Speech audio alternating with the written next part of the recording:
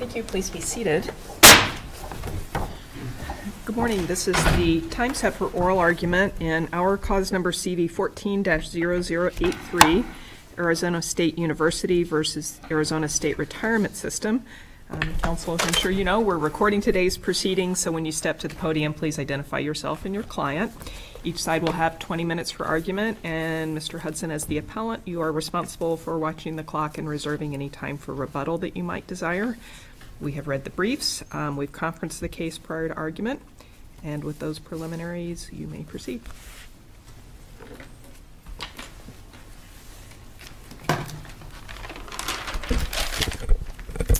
Thank you, Your Honors, and good morning. Thomas Hudson on behalf of the appellant to Arizona State University. And I'd like to save 5 minutes for rebuttal if I can. And unless the court has initial questions or would like me to proceed differently this morning, I plan to begin with the rulemaking issue and then discuss why the ASRS policy violates ARS Section 38-749. Now, with respect to the rulemaking issue, we know ASRS is subject to the APA's rulemaking requirements because the statute says all agencies are subject to those requirements unless exempted. We also know that there is no exemption that governs ASRS, and we know that ASRS considered obtaining an exemption from the APA rulemaking requirements, but never obtained one. On that point, forgive me because I don't want to have you interrupt you too much, but normally when we look at legislative history, we may have, for example, a fact sheet, or we might have, for example, a vote on the House floor that could be helpful, taking something out or putting something into legislation. Here, as I understand it, we have a committee vote that eliminated that provision. Can we use that as legislative history? I think you can, Judge Norris, in that it at least reflects what in fact happened as part of this process. But let's step back. The default rule is that agencies are subject to rulemaking, and if something qualifies as a rule, they have to go through the rulemaking process. So if ASRS is subject to rulemaking, which we submit it is, then the next question is, did they have to comply with the APA when adopting the ASRS policy? So the APA then defines rule to mean any agency statement of general applicability that interprets, implements, or prescribes law or policy. Counsel, if the law is so clear, do we even need to look at the legislative history? I don't think you do, Judge Howell. I think the statute is clear on its face what a rule is, and the ASRS policy squarely fits the definition of rule. We know it's a agency statement of general applicability because ASRS has said so. In fact, not only have they applied it in every case involving an incentive program, they insist that they must do so. So then the next question is, does it satisfy the second element? You look at it on its face, it is interpreting and implementing ARS Section 38-749. And on that point, they really had to do that. Both actuaries, including ASRS's actuary, testified at the administrative hearing that the statute itself doesn't tell us how to calculate the actuarial unfunded liability, and the actuarial standards don't tell us how to calculate the actuarial unfunded liability. So they adopted the ASRS policy, but didn't go through the APA rulemaking requirements. And what the law says, the statute says, is if you adopt a rule without going through the rulemaking requirements, the rule is void. I think one of the arguments the system makes is that, well, this is really more of a guideline. So how do we distinguish between a guideline and a policy that is subject to rulemaking? Okay. So the cases that discuss the guideline, Duke and the Canyon Ambulatory, what the kernel that they're seizing on is that guidelines leave the agency discretion. So in those cases, the agencies had developed what they so-called guidelines, or one of them was tables in the statutory scheme, and then they would go through a process that involved those guidelines. But even after they were done, they could exercise discretion whether to follow the output or not. They exercise discretion whether to follow the guidelines. In this case, ASRS insists that it not only has consistently applied this policy, it has no choice but to. So this isn't a case where they say we do the calculation pursuant to the policy, but then we can adjust it depending on other factors. So it's not a guideline, absolutely not a guideline. And talk a bit, because I think some of that same argument relates to the systems argument that this was a self-executing statute and therefore wasn't required to go through the rulemaking Right. Okay, process. so there's a couple points on that, Judge Downey. One, suppose it were self-executing. They might have an argument if, in fact, it was self-executing and they never did anything except follow the statute. But they did more than that. What they did is actually implement and adopt a policy that interprets on its face is talking about things that's nowhere found in the statute, the 401A component, the 401H component, and detailing in specificity how they're going to come up with this calculation.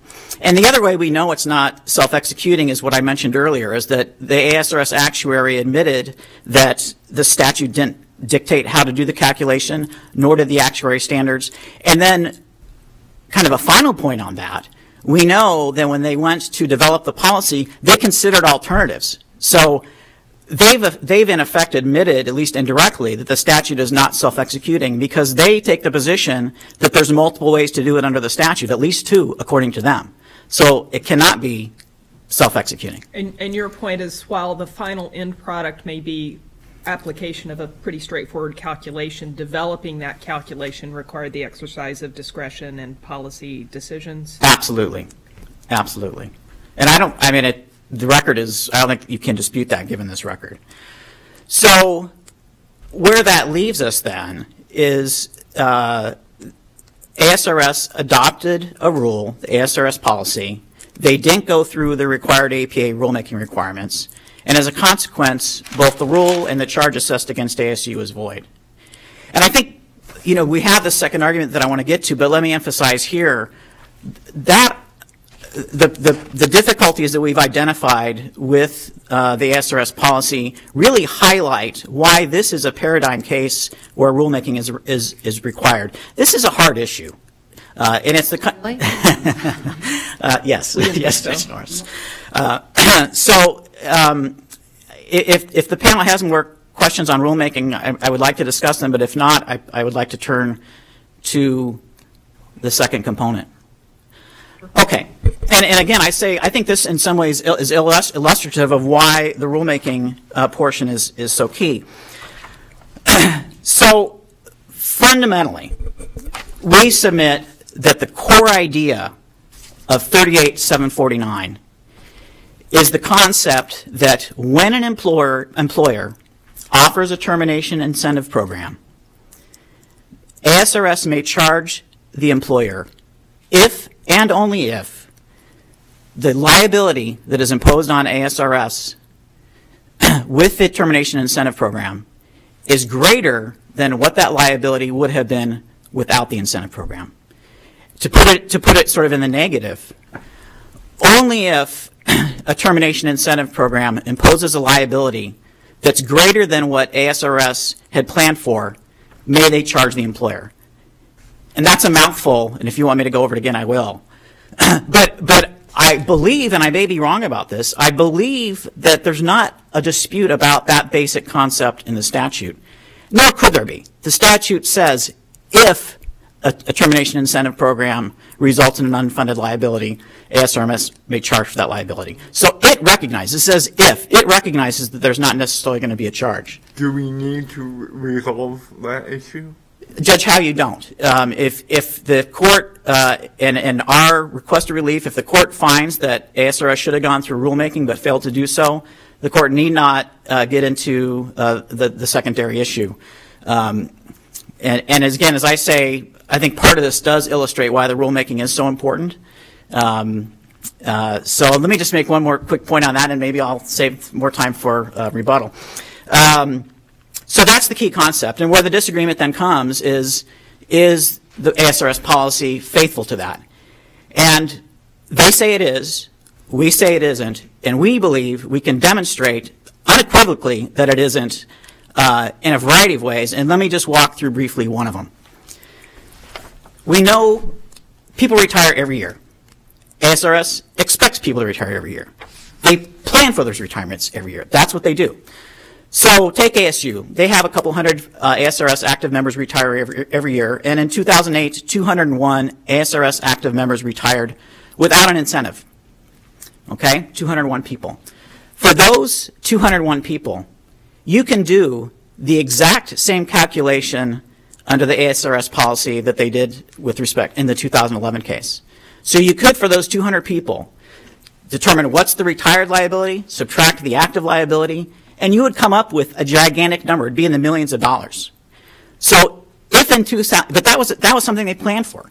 If in 2008, ASU had offered the most modest of termination incentive programs, the $25 gift card, the commemorative plaque, such that no additional members retired, if they had done that, ASRS would have handed them a big fat bill for millions of dollars simply because a termination incentive program was offered. And even though the liability going to ASRS is no bigger than they planned for.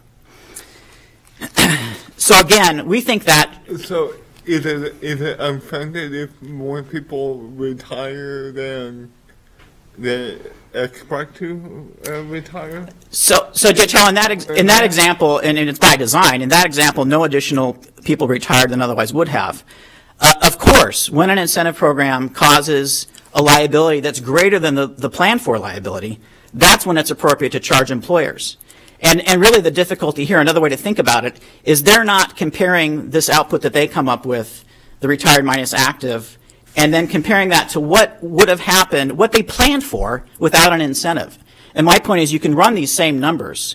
So again, in 2008, you had 200 people retire without an incentive program. If ASU had said, we'll give you a commemorative plaque, no additional people retire, they're getting a bill for millions of dollars, that violates the statute. Because it isn't tied to the results in like Exactly. the statute? That's exactly right. That's exactly right. But how would one know if someone retires specifically because of the incentive program? So Judge Howell, I don't think you need to know which particular individuals retired because of an incentive program versus those that didn't. But what you could do, and I think what the statute requires ASRS to do, is something that takes into account what the liability they were expecting was going to be. But again, so in this 2008 200 employee case, ASRS has all these assumptions. We've heard about them, how they do all this planning. They expect to fund X number of retirements every year. They build into the contributions money sufficient to do that. So in the 2008 case, if they just said, okay, here's the math, the retirement minus active, and we get this gigantic number of millions, and then look at what we were expecting that number to be, and compare the two, and then only bill if it's greater. And you could do more sophisticated analyses. You could say, for example, we have we have a 90% probability it's going to be in this range, and you could look at did it fall within standard deviations. But again, this to me just emphasizes why the rulemaking is important. It's a hard problem, but there are ways to get at it and to comply with the statute that ASRS could do that they're not doing now.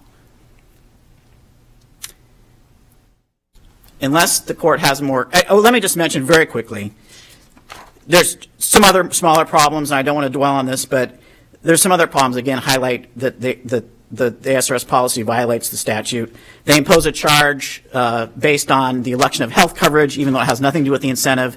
They also charge if people elect the death benefit, which has nothing to do with the incentive. So again, my bottom line is this just shows why, in this context in particular, rulemaking is so important. And we would ask the court to find that ASRS promulgated a rule without complying with the rulemaking requirements, void the rule, void the charge against ASU. And unless the court has more questions at this time, I'll save my remaining time for rebuttal. Thank you.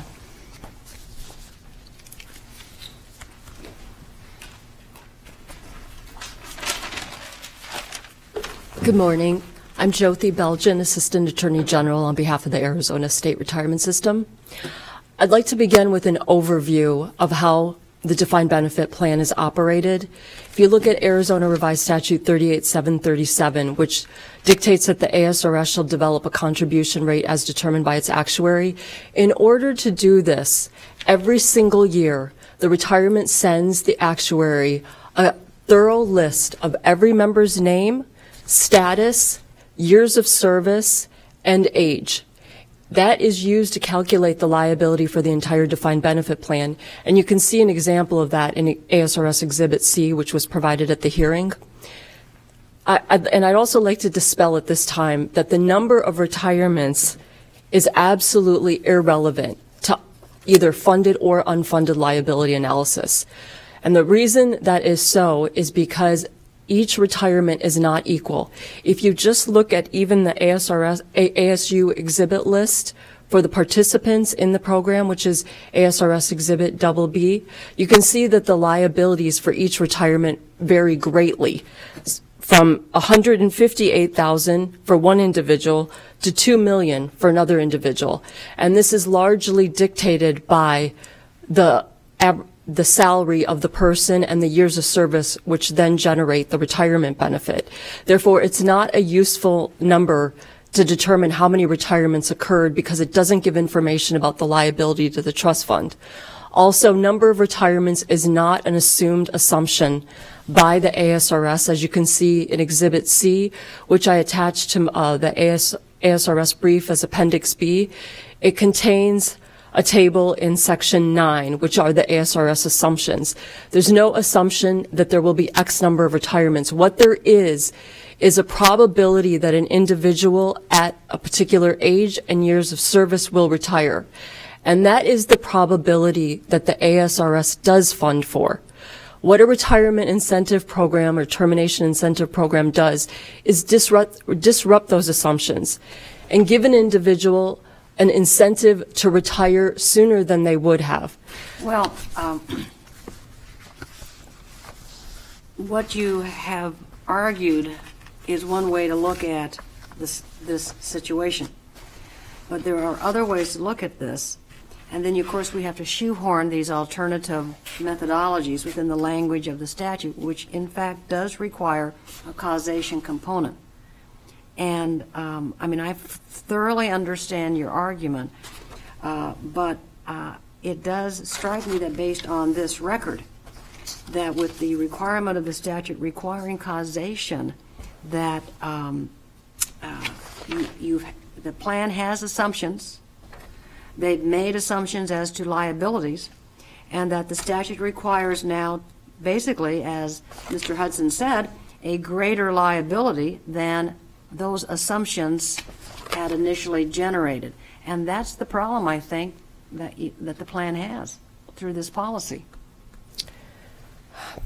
The calculation that the ASRS did was to subtract the present value liability, which is the more generous of the two. What it incorporates is... But that's, I understand that. Mm-hmm. And that's a choice. And that gets back to Mr. Hudson's point. This is a complicated area. We've spent a lot of time on this, as I'm sure you have too. And there are a couple of alternative ways. Your actuarial expert testified to a couple of different ways. The plan selected what it deemed to be the most beneficial to the employer. There's a third way, which was the actuary retained by the university. But doesn't that get really into why there should have been rulemaking here? Because I do want you to save time to discuss rulemaking. Your Honor, I believe the main reason a rule is not appropriate is because before you can even talk about unfunded liability in 38749, or there's a couple of other similar statutes discussing unfunded liability, you have to first begin with what is funded. And that is addressed in ARS 38737, which sets the contribution rate. The contribution rate is the funding mechanism for the defined benefit plan. If the university or any employer would like to begin with arguing that a rule is necessary to implement this statute, you can't do that without addressing whether a rule is necessary for 38737. And I would argue that is a very dangerous proposition for the sole reason that allowing employer input or member input or third-party input would bring in incentives other than the best interest of the trust fund. But, forgive me, and I saw that in the briefing. That doesn't mean you have to go along what these people have to say. If there's rulemaking, there's input. And the plan, there's no question, is a fiduciary to its participants. But if someone proposes something that would clearly breach fiduciary duties or just doesn't make any good actuarial sense, the plan retains the discretion to ignore those comments. But that doesn't mean rulemaking's not required, does it? You don't have to go you don't have to go with the flow. Your Honor, then I believe that begs the question, then what value does that input provide? If it's not actuarial input. Well, I presume that the university and the other members and the employers would come in good faith to present a reasoned, appropriate proposal. After all, they don't want to have an actuarially unfunded underwater plan. So they want to make sure that their employees are protected as well as you do or your client does. But you have posited the most extreme position where they're going to suggest policies that would require the plan to breach the fiduciary duty, and I don't accept that. Nevertheless, why not engage in rulemaking and hear what the participants have to propose? And moreover, that's from a policy standpoint, but the language of the APA, that's what requires rulemaking. If we get into that, I mean, that's the argument we have to deal with. We have to deal with the statute and what the legislature has directed. Your Honor, the legislature has directed in the funding statutes for the plan that the ASRS and the actuary are the sole determinators for the contribution rate, the alternate contribution rate, the unfunded liability amount. And I believe that the legislature has dictated that because they are legally responsible as the fiduciary for the plan. That doesn't really, forgive me, I don't think that addresses the requirements of the Administrative Procedure Act. It is true that the agency, and here the plan, will ultimately be the decider in chief on how this statute should be implemented. But that does not exempt it from rulemaking and engaging in that dialogue if, in fact, the three requirements of the statute are met.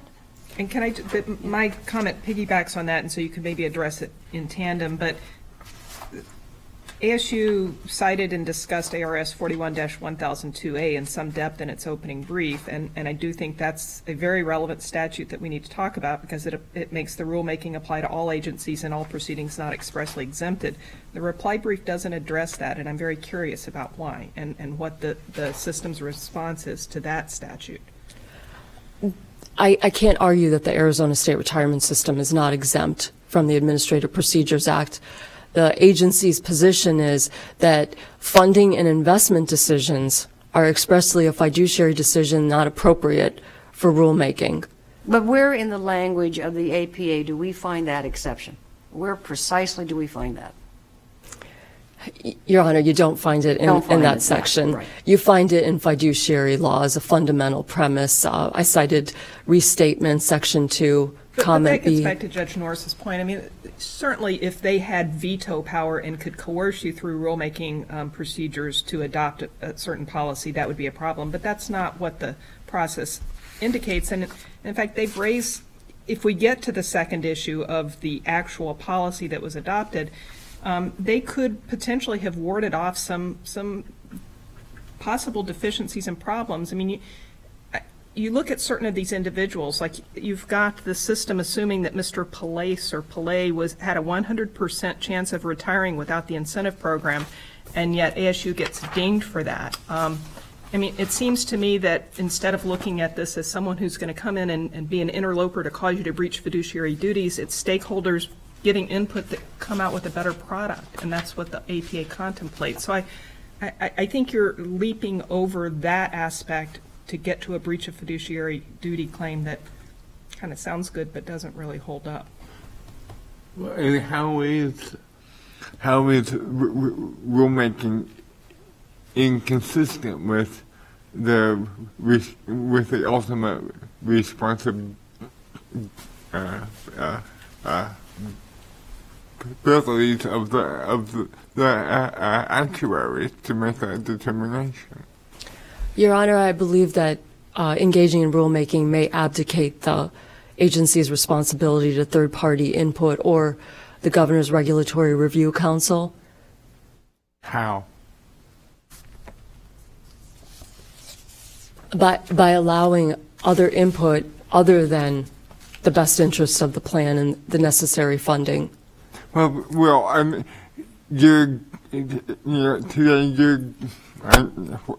perhaps this is an inadequate example, but today you're giving us input on how we resolve this case. But we have the responsibility of resolving this case regardless of what you say. So if we don't believe that either council's views are helpful, we don't have to follow that, but we have to engage in this process of having an oral argument. So how is that any different? I understand your point, Your Honor. However, I would impress upon you, this has consequences not just for the Arizona State retirement system, but for the other public retirement systems in Arizona. Not just for the unfunded liability calculation, but it goes to the very fundamental funding mechanism of the regular contribution rate. And opening it up to third-party interests would be possibly detrimental. But it would be possibly positive. It could help you avoid litigation over faults and little chinks in the armor that perhaps the system I just don't buy that it's entirely negative, and I don't see any support for that. But I guess we've labored that point enough. Well, I think you understand our concern, but again, going back to 41-1001-19, which is the definition of a rule. Okay. First, we start with it's a policy or it's a statement of general applicability. I think the plan has acknowledged that. It then must implement, interpret, or prescribe laws of policy. The problem here is that doesn't the system's policy do precisely that? It interprets and prescribes law or policy as to how, first off, is there an unfunded liability? Has one been caused? And if there is, in fact, causation, second, how do we calculate the amount? Your Honor, I'll disagree a little bit. The two-page policy, the administrative law judge in a recommended decision didn't include this, but I did include it in my brief. Mm-hmm. That two-page document was created by the ASRS actuary as an understanding of what the actuary was to do for the retirement system, and the audience was for the executive management. That document restates a lot of what is already in Arizona Revised Statute 38749, and the rest of the content is the similar information that the retirement system provides to the actuary annually for all its members. So it's not interpreting law, it's providing the same calculation that the actuary does for every member for the full valuation, but basically requesting the specific details on any participants in a plan program to calculate it for an employer program rather than the whole plan. You know, my recollection of the hearing testimony was that the system's actuary testified that he had worked with management or the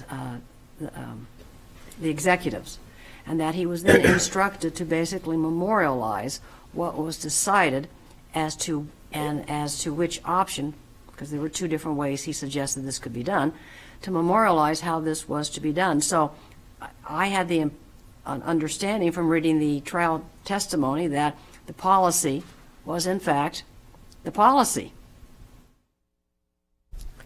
And you're saying it was something other than what he had to say? No, I'm not disagreeing with the testimony. But what I'm trying to explain is that the calculations that were agreed upon in that document are the same calculations that are provided for the entire plan in its annual valuation and for determining the contribution rate. So it wasn't an independent decision made only in the context of 38749.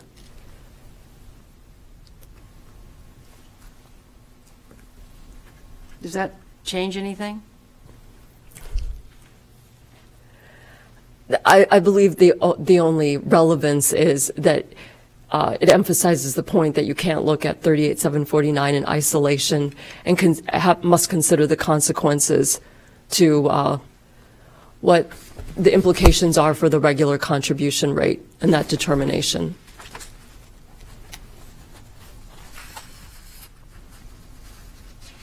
Unless there are any further questions, I'll sit down. Thank you. Thank you. Thank you. Rebuttal, Mr. Hudson?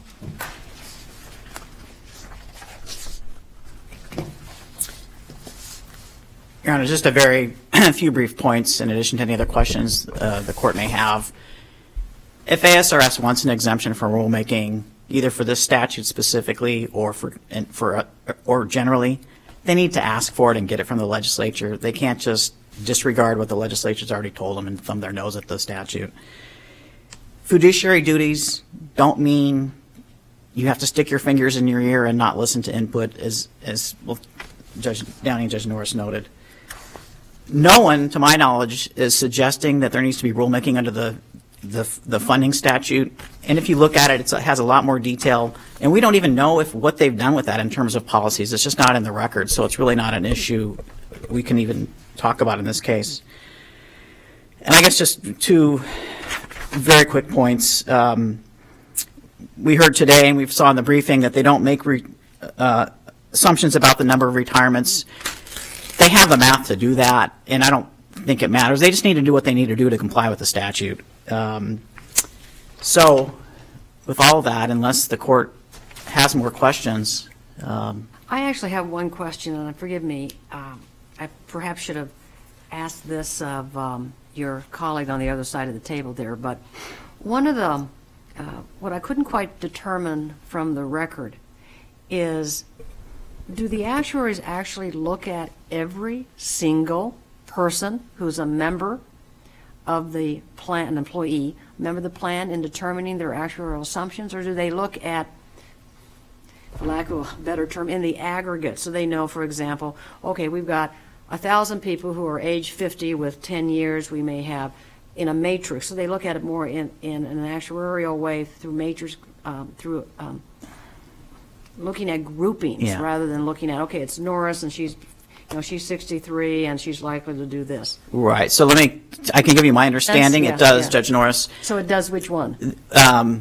It's not, in my understanding is it's not individual specific, but that the actuary has a much more detailed chart than what we've seen. Like what we have in the record has breaks, like 5-year breaks. And what they have is broken down for each each decrement, as they say. So it's a much more detailed matrix, but it's not Judge Norris, Judge Dan.